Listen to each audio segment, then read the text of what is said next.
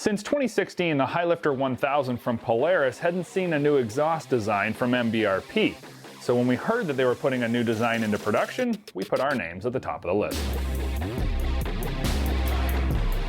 And this exhaust that we have right here may quite possibly be the first production unit that left the assembly line over at MBRP.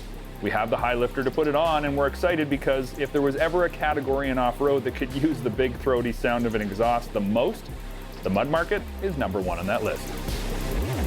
I know I give you a lowdown on MBRP products every season, but that's because I know the folks, and they're not going to compromise just to make some noise.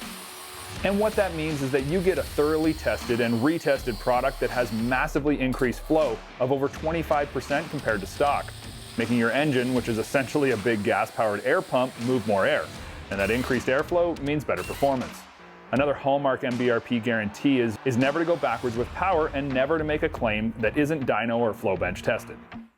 The exhaust for the Highlifter had to be specifically designed due to the differences between the regular Sportsman and this Highlifter. So what you get in the end product is a really high quality 5-inch diameter body that's completely rebuildable. And the 304 stainless design is not coated, so that you can polish it back to a mirror finish at any time should it get dull. Likewise, the end cap is removable, allowing you to purchase a repacking kit from MBRP to rebuild the exhaust when required, something that many exhaust manufacturers don't account for.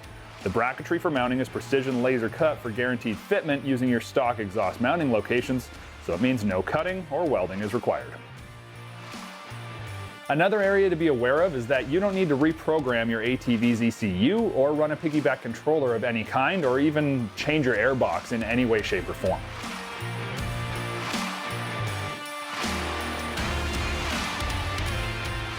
And this makes install super simple and means that you don't need to second guess if you're getting the performance from your new exhaust. It's designed to be a bolt-on and ride product with no other tuning required, and personally I like that because it's foolproof. You buy it, you bolt it on, and you go get it dirty.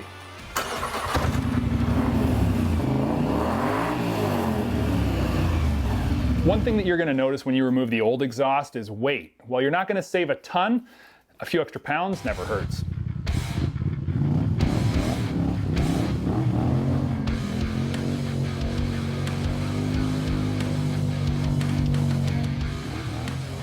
MBRP also claims that their exhaust improves throttle response and sounds better. Well, as for the throttle response, I'm not certain as the Highlifter hits pretty hard as is, but I can certainly hear the engine, and the audible connection between my thumb and ears is enhanced with the increased sound. The exhaust note from the Highlifter isn't abusive. It's throaty, deep, and crisp. However, it is recommended for race use only. Now, if you're looking for something even more aggressive, the Highlifter exhaust core can be removed to increase sound and flow, but this we're pretty sure will cause issues with your neighbors.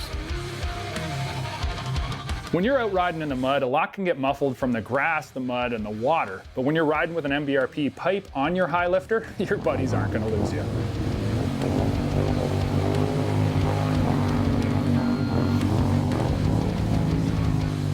When I go out and play in the mud, it's nice to know others who ride with me can hear me. Sometimes you're in tight quarters and it's good to have that crisp roar letting my buddies know where I am. Also, let's be honest, when I get stuck, it's not hard for them to hear me spinning the tires and in need of a winch.